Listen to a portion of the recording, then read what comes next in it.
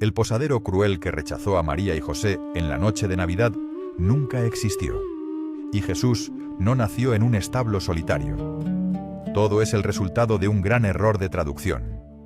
Desde niños nos han contado la historia de una pareja desesperada tocando puertas y un nacimiento solitario entre animales. Pero el texto original de Lucas y la arqueología moderna revelan algo distinto.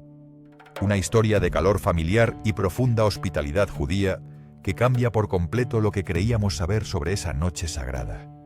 Para comprender la noche en que todo cambió, debemos alejarnos de las postales europeas con nieve y graneros de madera.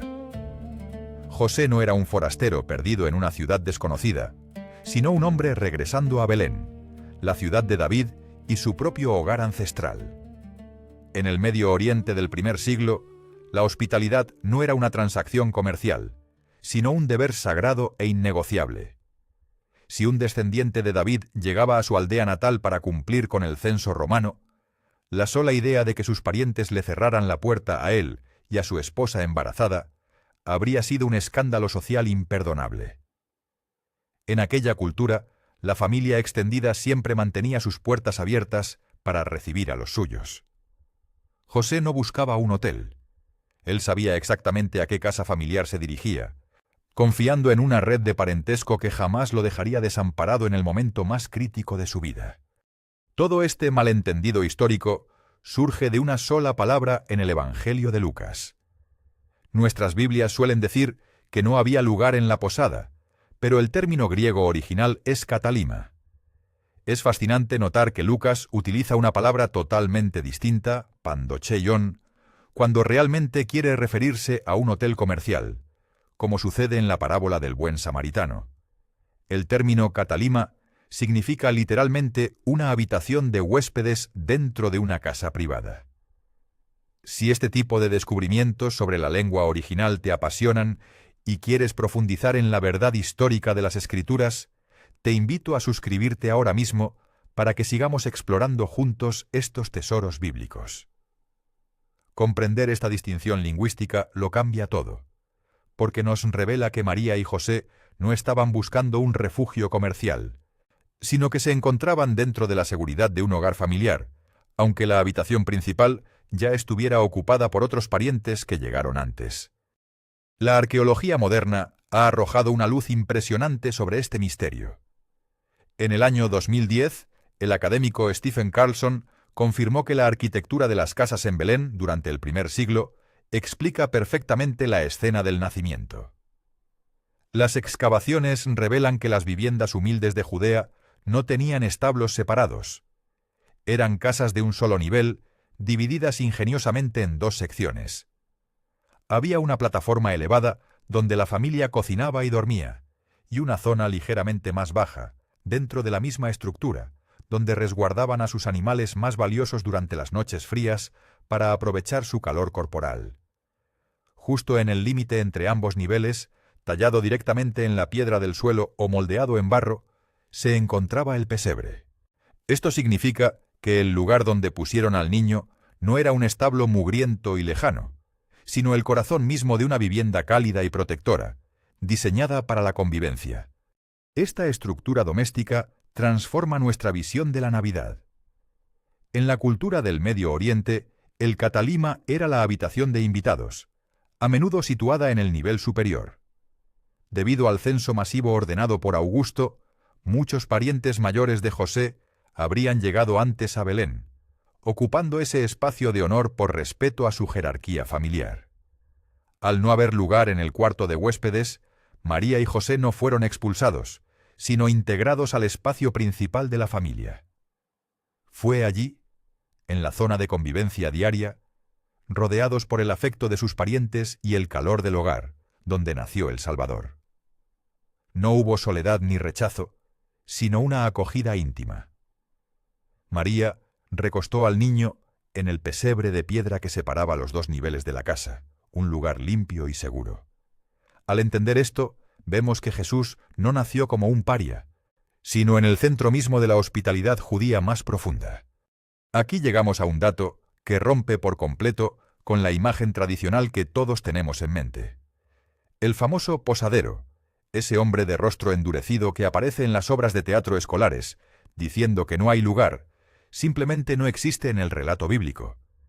Si buscas en los evangelios de Mateo, Marcos, Lucas o Juan, descubrirás con asombro que no hay ni una sola mención a este personaje.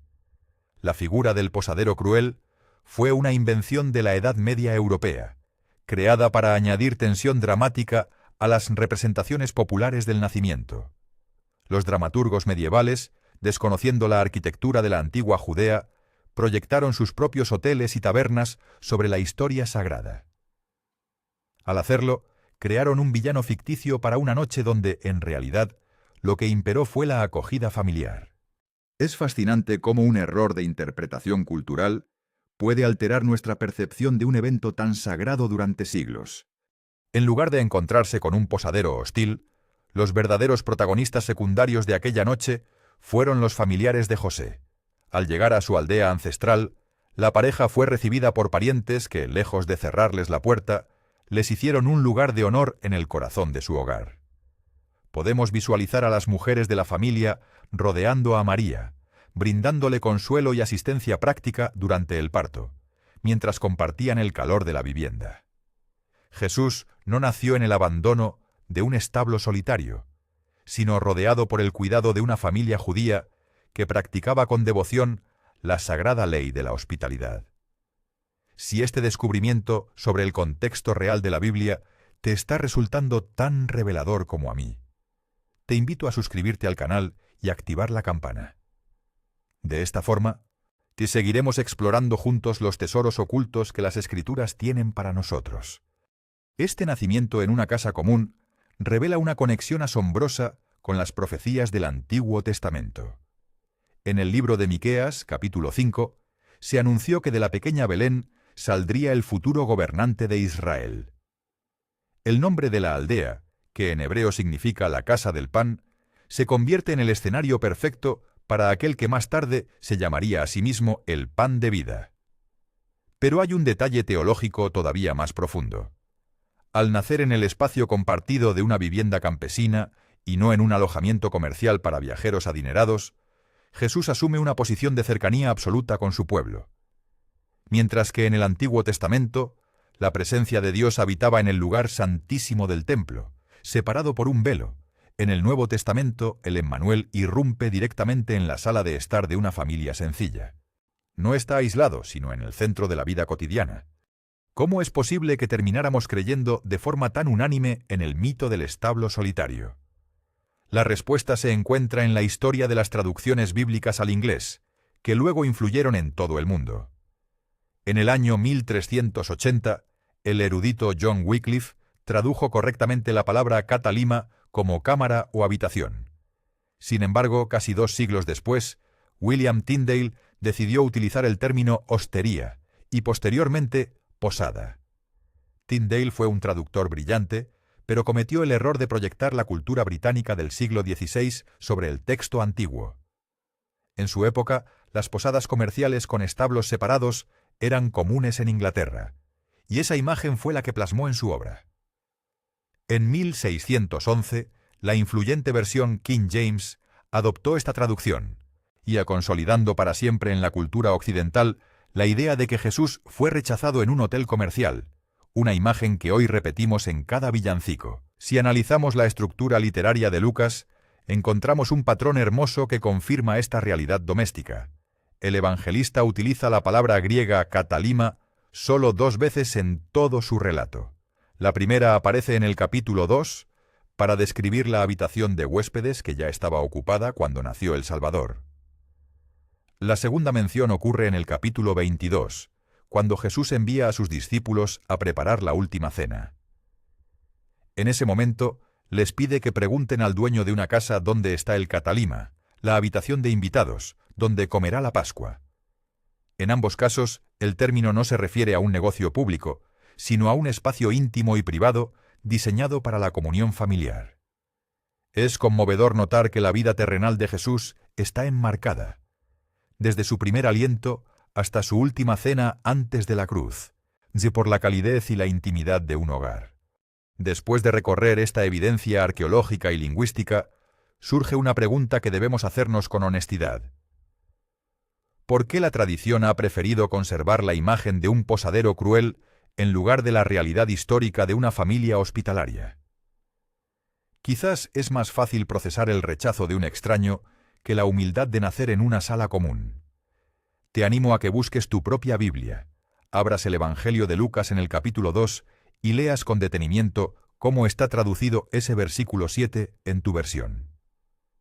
Cuéntame en la sección de comentarios qué palabras utiliza y qué opinas ahora que conoces el contexto original. Me encantará leer tus reflexiones sobre cómo estas traducciones han moldeado nuestra fe. Si has disfrutado este viaje de descubrimiento, no olvides suscribirte y compartir este video. Es momento de que más personas descubran la verdadera y hermosa historia del nacimiento de Cristo. Al unir todas las piezas de este rompecabezas histórico y lingüístico, la imagen final que emerge es verdaderamente asombrosa. La lingüística griega nos ha revelado que la palabra katalima designaba una habitación de huéspedes y no un hotel comercial. Al mismo tiempo, la arqueología nos demuestra que las casas en Belén compartían un mismo techo con el pesebre situado en el nivel inferior. Finalmente, la antropología cultural nos asegura que los parientes de José jamás habrían dejado a su propia familia en la calle. El resultado es que la historia de la Navidad no es un relato de rechazo, frío y aislamiento, sino todo lo contrario. Es la historia de una profunda acogida. Jesús nació bajo un techo protector, rodeado del bullicio de una familia extensa, don envuelto en pañales con el cuidado de las mujeres de la casa y acunado en el cálido espacio central de un hogar campesino. Las piezas encajan perfectamente para mostrarnos un nacimiento digno del Salvador del mundo. Descubrir esta realidad histórica no debería debilitar tu fe. Al contrario, tiene el poder de fortalecerla y transformarla profundamente. Saber que Jesús no fue rechazado por un posadero imaginario, sino que nació en medio de la cotidianidad de un hogar familiar, nos enseña algo maravilloso sobre el carácter de Dios. Él no eligió venir al mundo en la soledad del abandono o bajo el peso del resentimiento.